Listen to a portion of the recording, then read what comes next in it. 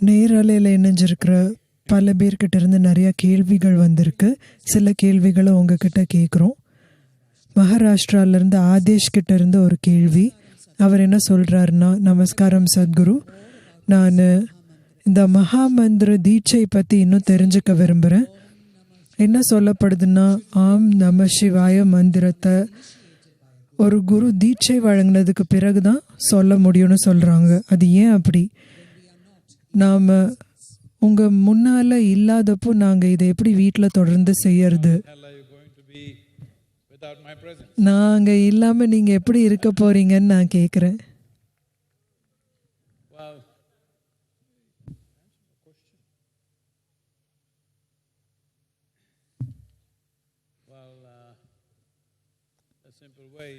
ஒரு எளிய வழி என்னன்னா, இணையத்திலேயே இது இருக்குது. சரியான உச்சரிப்பு இது எப்படி செய்யணும் அப்படின்றது இணையத்திலே இருக்குது. எவ்வளோ இடைவெளி ஒவ்வொரு அக்ஷரத்துக்கும் இடையில கொடுக்கணும் அப்படின்றது இணையத்தில் இருக்குது. இதை செய்யும்போது முதல் 21வது நாளாவது முதல் 21 நாட்களுக்கு ஒரு விளக்கேற்றுங்க, இல்லை ஒரு படத்தை வைங்க, குளிச்சுட்டு உட்காருங்க. ஏன்னா பொருளுடல் பல விதமான அழுக்குகளை சேர்க்குது. நீங்கள் உயிருடைய சில அம்சங்களை தொடும்போது உடல் ஒரு குறிப்பிட்ட நிலையில் இருக்கிறது முக்கியம். அதனால குளிச்சுட்டு முதல் 21வது நாட்களுக்காவது ஒரு விளக்கோ ஒரு படமோ வச்சு வழிகாட்டுதலோடு இந்த உச்சாரணம் செய்யுங்க.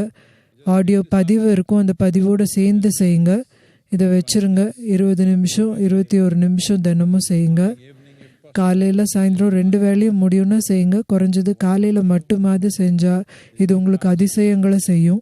இந்த பஞ்ச அக்ஷரங்கள் மிகப்பெரிய தாக்கத்தை உங்களுடைய பஞ்சபூதங்கள் மேலே ஏற்படுத்துது. தயவு செஞ்சு இதை பயன்படுத்திக்கோங்க. சத்குரு, நான் லாகோஸ் நைஜீரியாவிலேருந்து ஜபீர். எனக்கு 29 வயசு ஆகுது. என்ன மாதிரியா?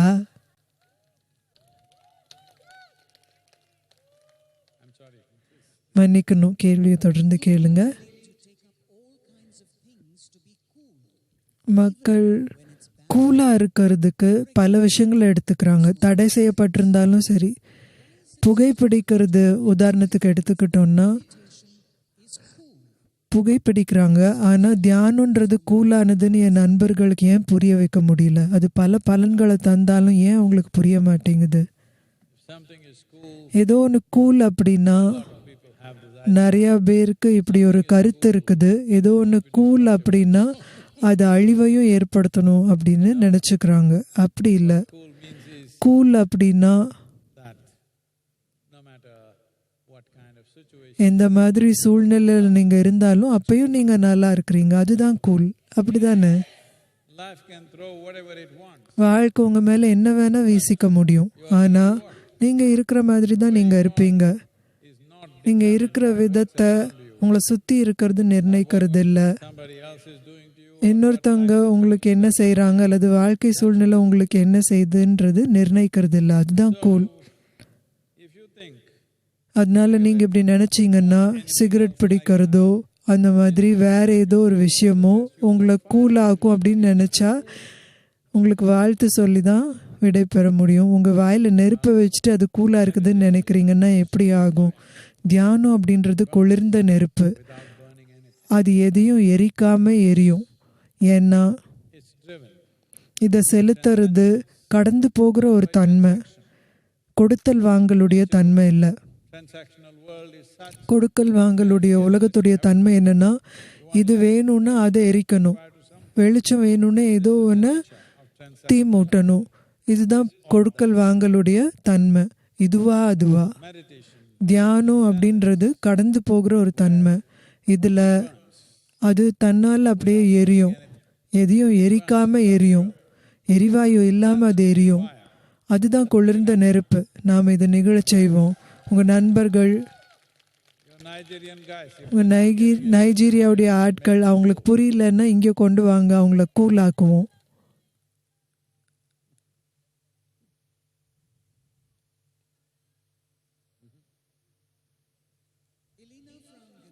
அமெரிக்காவிலேருந்து எலினா என்ன கேட்குறாங்கன்னா, நமஸ்காரம் சத்குரு, என்னோட சகோதரி கவிதை எழுதுறது மூலமாக வாழ்க்கை கூட ஆழமான தொடர்பு வரதா சொல்கிறாங்க. எனக்கு யோகா மூலமாக அந்த தொடர்பு ஏற்படுது. ஒரே மாதிரியான அனுபவம் ஏற்படுற மாதிரி தான் பகிர்ந்துக்கிறோம். இது ரெண்டும் ஒரே விஷயத்தோடைய ரெண்டு வெளிப்பாடுகளா? யோகா தான் ஒரே வழியா? வாழ்க்கையுடைய முழு ஆழத்தை உணர்றதுக்கு ஒரே வழி யோகா தானா? ஆமாம், யோகா தான் ஒரே வழி. ஏன்னா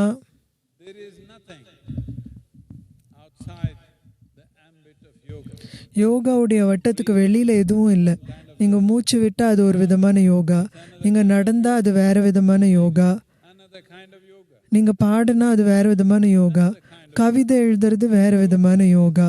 ஏன்னா யோகா அப்படின்றது உடலை வளைக்கிறதோ முறுக்கிறதோ இல்லை. யோகான்னா உங்கள் தனித்தன்மையுடைய எல்லைகளை விழிப்புணர்வை அழிக்கிறது. நீங்கள் எப்படி வேணால் செய்யுங்க, ஆனால் தயவு செஞ்சு அதை செய்யுங்க.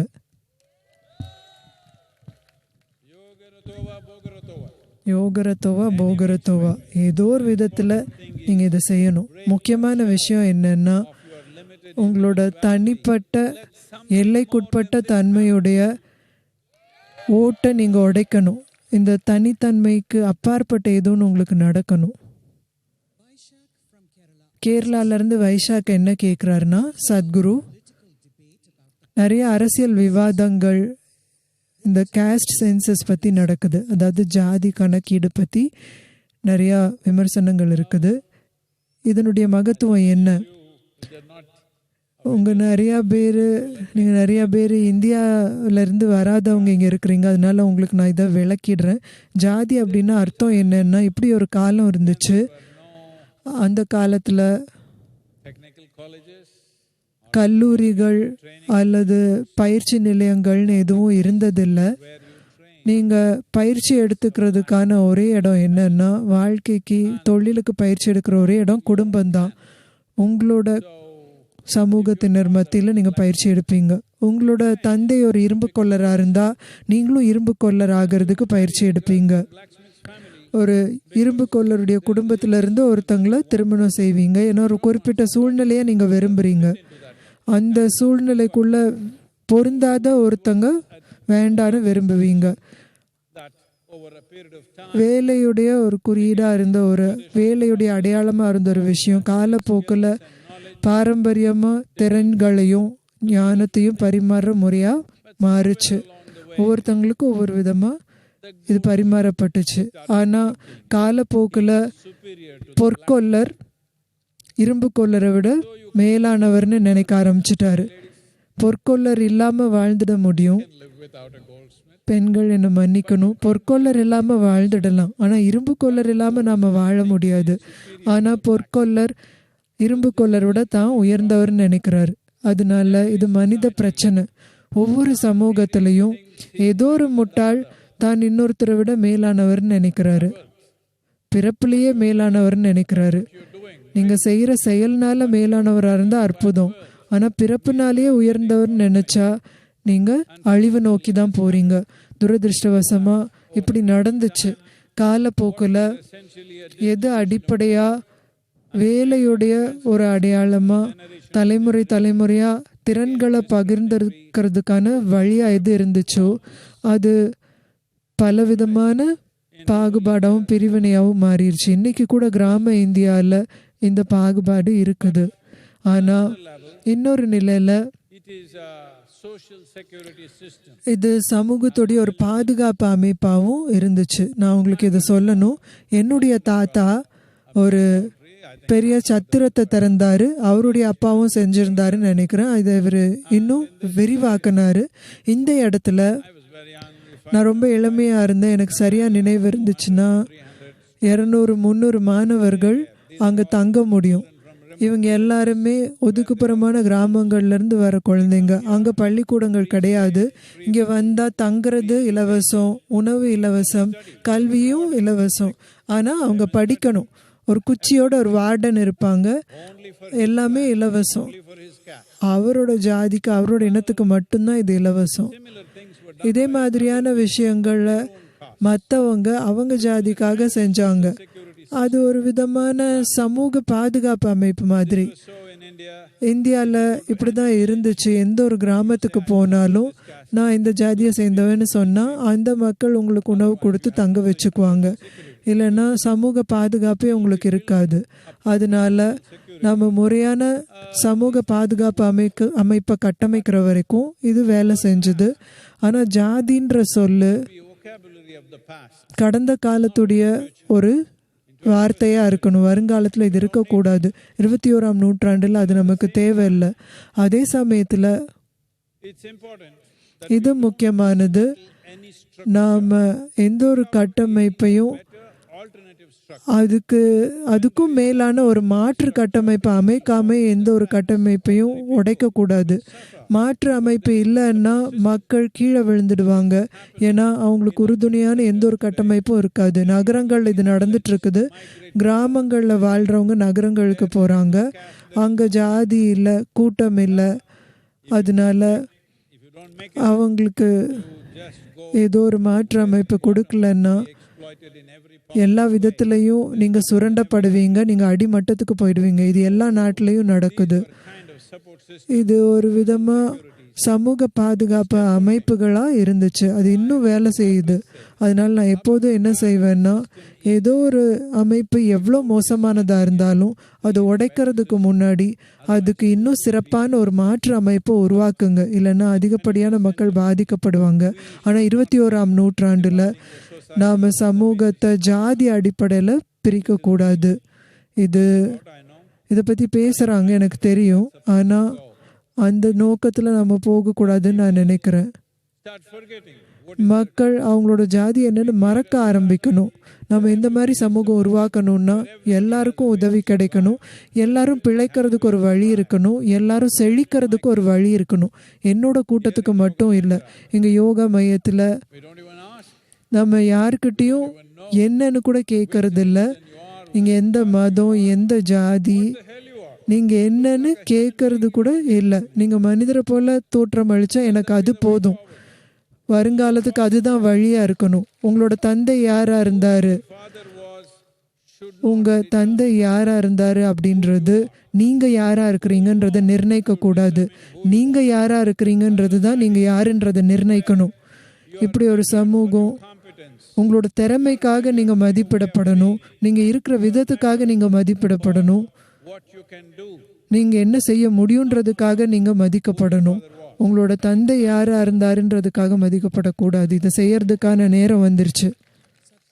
சத்குரு தமிழ்நாட்டிலேருந்து கார்த்திகேயன் கேட்குற கேள்வி இது. எங்களோட ஊரில் ஒரு கோயிலுக்கு நான் தினமும் போயிட்டு வருவேன்.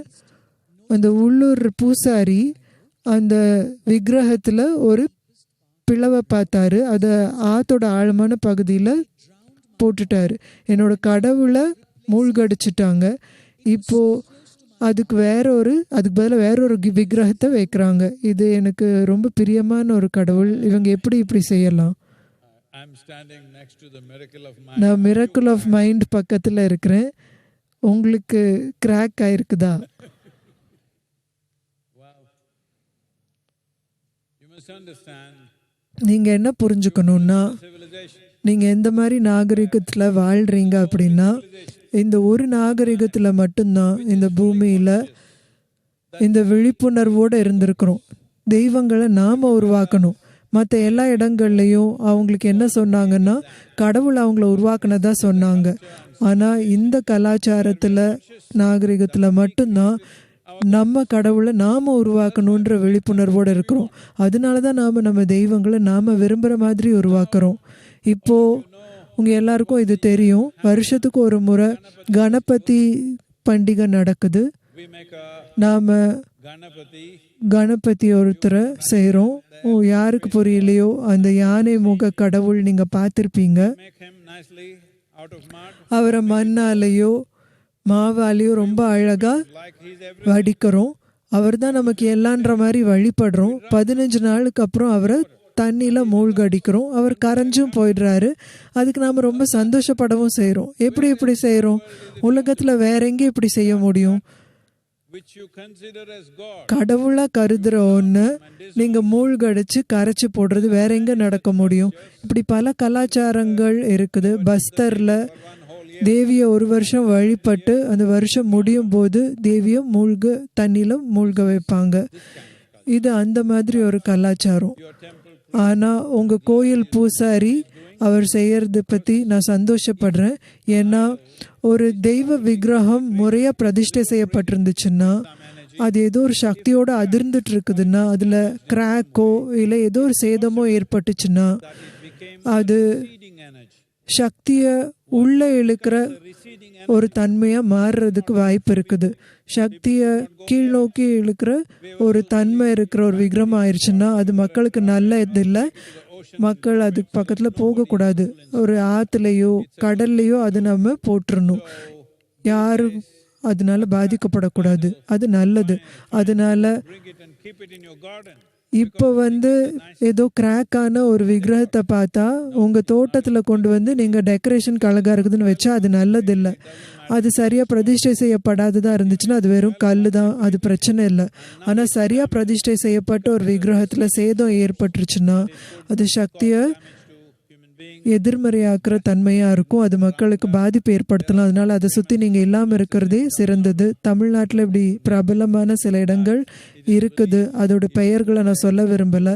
அங்க என்ன நம்பப்படுதுன்னா அங்க போனா உங்களுக்கு தோல்வி வரும்னு நம்பப்படுது. அரசியல் தலைவர்கள், இந்த மாநிலத்தோட அரசியல் தலைவர்கள் இந்த கோயிலுக்கு போகவே மாட்டாங்க. அங்க போனா தேர்தலில் தோத்துடுவாங்க. ஏன்னா சக்தி கீழ் நோக்கி போகிற ஒரு தன்மையா ரொம்ப காலமா அது இருந்திருக்குது. அதனால உங்களோட கோயில் பூசாரி யாரா இருந்தாலும் அவர் விவேகமானவரா இருக்கிறாரு. இப்படி செய்யறது நல்லது. குஜராத்ல இருந்து விருஷ்டி இதை கேட்குறாங்க. சத்குரு, நீங்க இப்படி சொன்னீங்க, நீங்க எந்த கோயிலையும் வழிபட மாட்டீங்கன்னு சொன்னீங்க. அப்புறம் எதுக்காக நீங்க இவ்வளோ கோயில்களை கட்டுறீங்க? நாங்க எல்லாம் இந்த கோயிலுக்கு போகணும்னு ஏன் விரும்புறீங்க?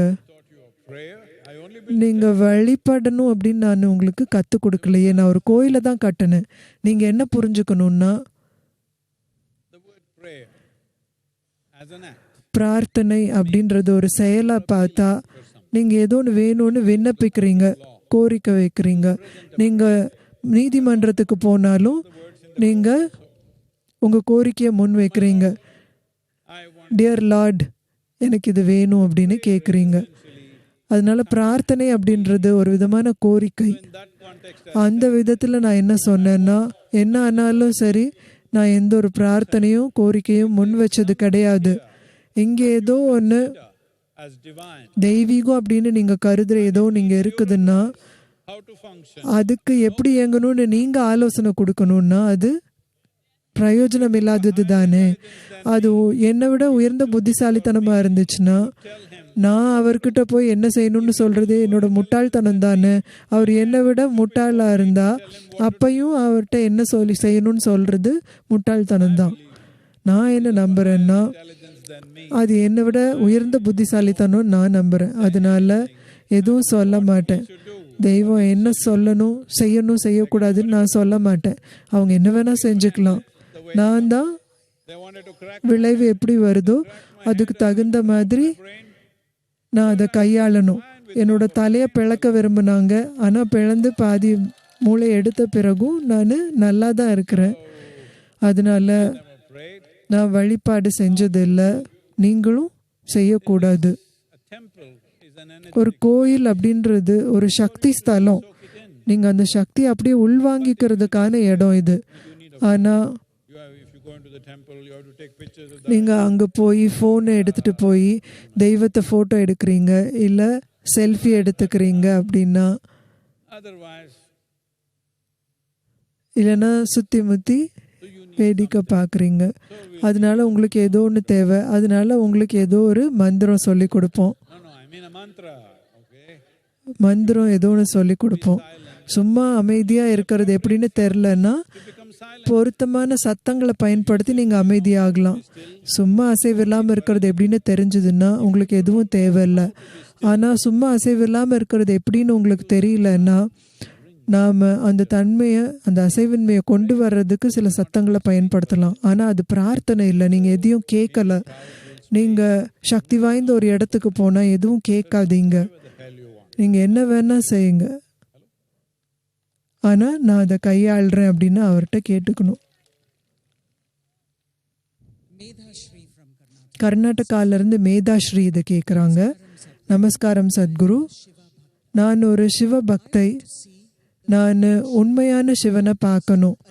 சும்மா ஒரு லிங்கத்தையோ ஒரு சிலையையோ நான் பார்க்க விரும்பல. அதுக்கு நான் என்ன செய்யணும்?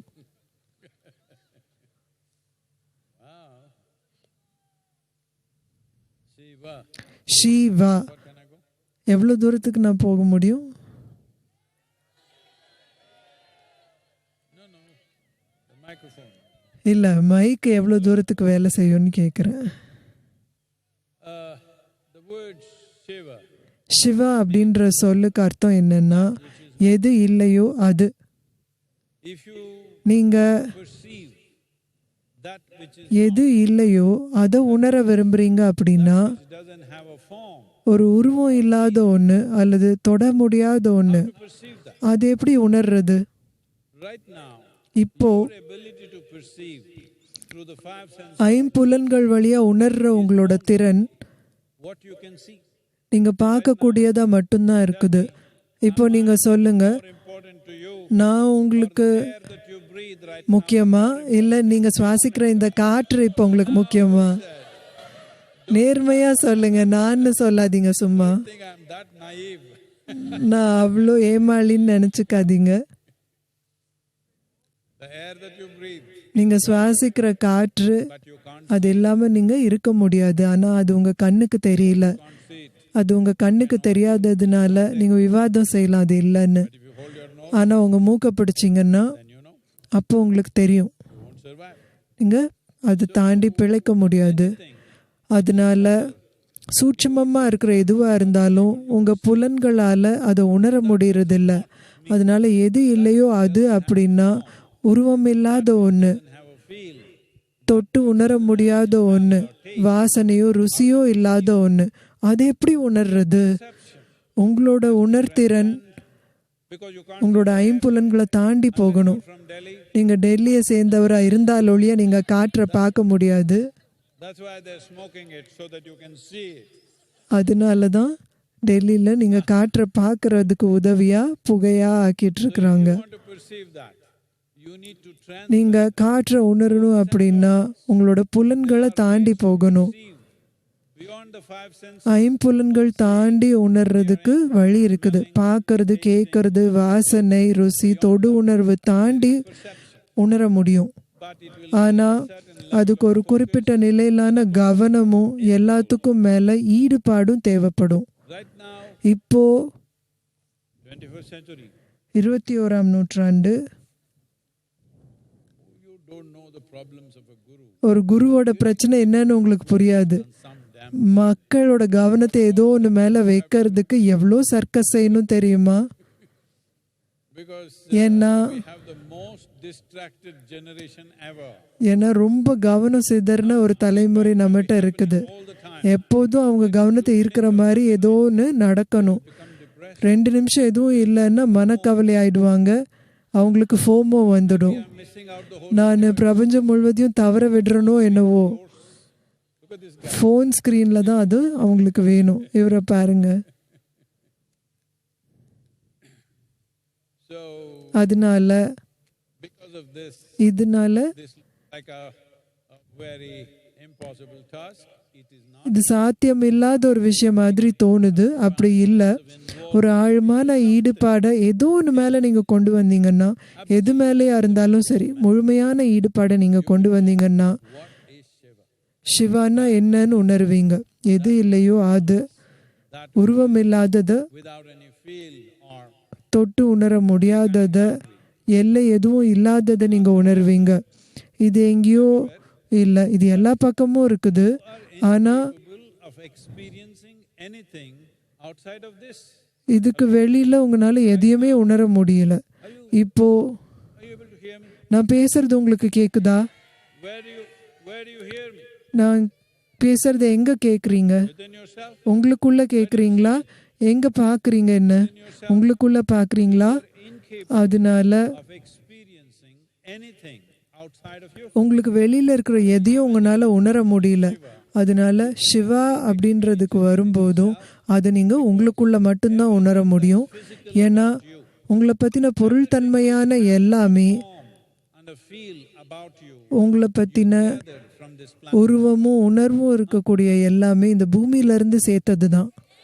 அப்படிதானே? Who am I talking to? நான் யார்கிட்ட பேசிட்டு இருக்கிறேன்? Anything that you can touch about you, உங்ககிட்ட தொட்டு பார்க்கக்கூடிய எல்லாமே நீங்க வெளியில இருந்து சேர்த்தது தான் இல்லையா? அதனால நீங்க சேர்க்கறது உங்களுடையதா இருக்கலாம், அது நீங்க இல்லை. இவ்வளோ சேர்க்கணும்னா more fundamental, இன்னும் அடிப்படையான ஏதோ ஒன்று இருக்கணும் தானே. அதனால what you have gathered, நீங்க சேர்த்திருக்கிறத நீங்க ஓரமா ஒரு நிமிஷம் வைக்க முடியும்னா, தியானம் அப்படின்னா தியான தன்மைனா இதுதான். all that you have gathered, தியானம்னா நீங்க சேர்த்திருக்கிற எல்லாத்தையும் ஒரு க்ஷணம் ஒரு ஓரமா வச்சு உட்கார்ந்துருந்தா நீங்க சிவனா இருப்பீங்க.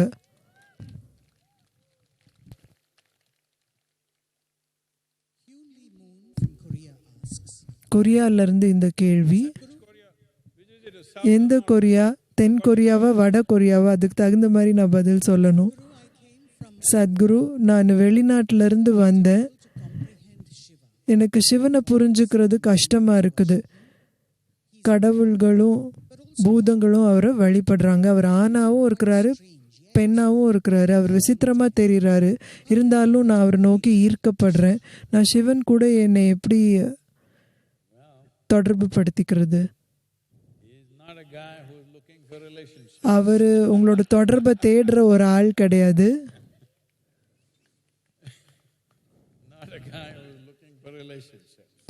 அவர் உறவுகளையோ தொடர்பையோ தேடுற ஆள் கிடையாது. அதனால சிவன் கூட எப்படி நான் என்னை தொடர்பு படுத்திக்கிறது? நீங்க ஒரு வீட்டில் வாழ்றீங்கன்னா அது எந்த மாதிரி வீடா இருந்தாலும், கூரையில தண்ணி லீக் ஆச்சுன்னா அது உங்களுக்கு தெரியும். தரையில ஒரு கிராக் இருந்துச்சுன்னா அது உங்களுக்கு தெரியும். செவுத்து ஓட்டை வழியா எலிகள் வந்துச்சுன்னா அது உங்களுக்கு தெரியும்.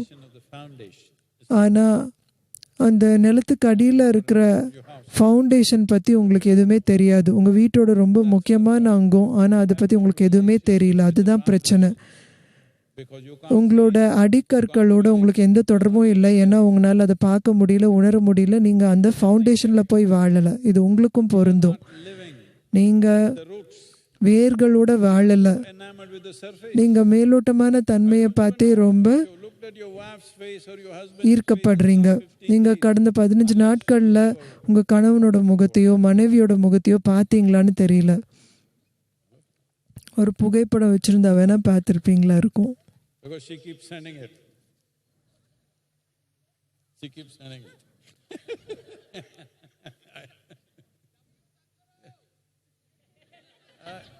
I take this thing seriously. Be careful. நீங்க லவ் யூ சத்குரு சொன்ன நான் சீரியஸா எடுத்துக்குவேன். கவனமா இருக்கணும். சிவன் கூட எப்படி தொடர்பு படுத்திக்கிறது?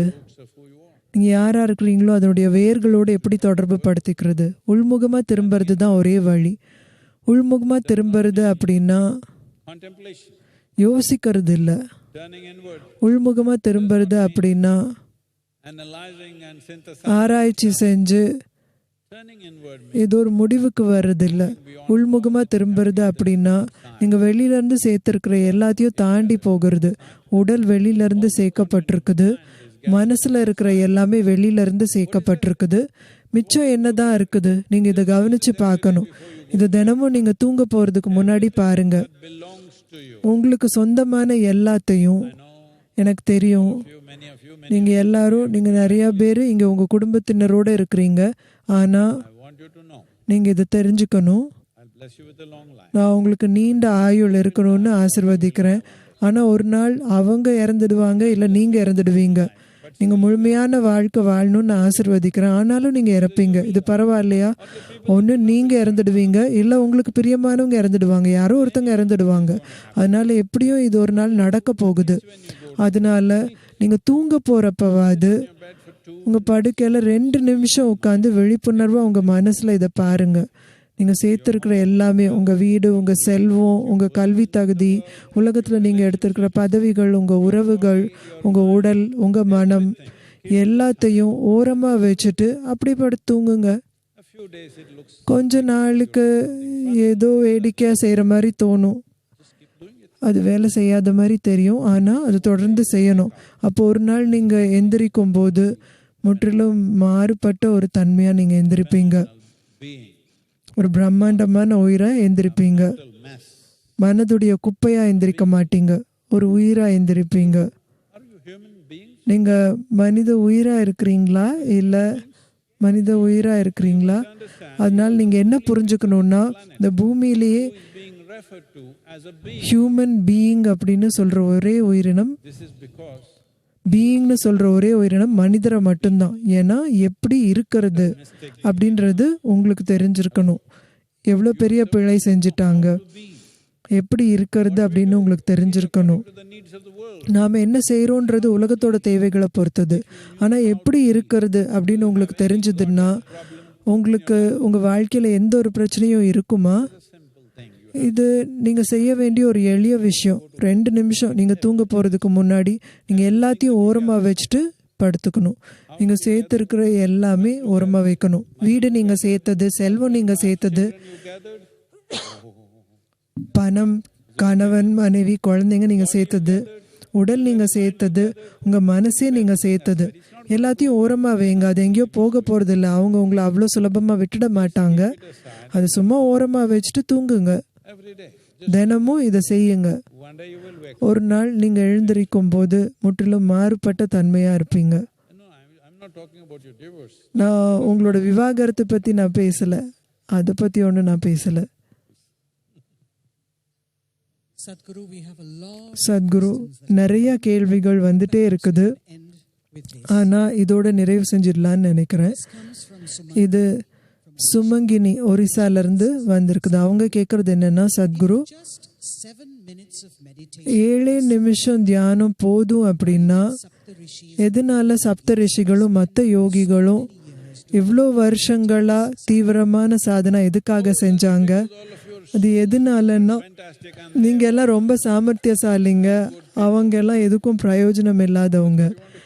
நீங்கள் அதை தான் கேட்க விரும்புகிறீங்களா? அப்படி இல்லை. 7 minutes is 7 நிமிஷம்ன்றது ரொம்ப மோசமான மலச்சிக்கல் மாதிரி. குறைஞ்சது 7 நிமிஷமாவது செய்யுங்களேன்.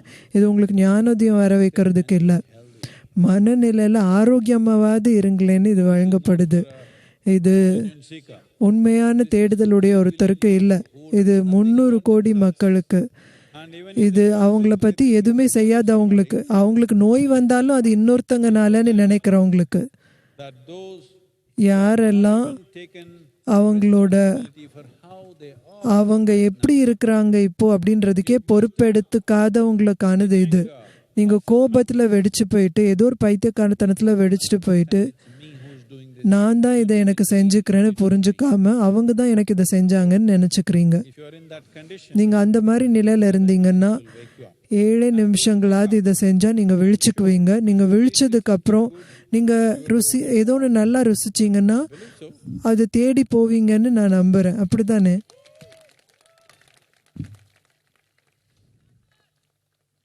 starters, yes, that's a good word. Starter, அது ஒரு நல்ல வார்த்தை. It's coming later. That dessert அப்படின்றது பின்னால் வரும், அது வேற ஒரு தன்மை. oh, is that the last question? அதுதான் கடைசி கேள்வியா? சரி.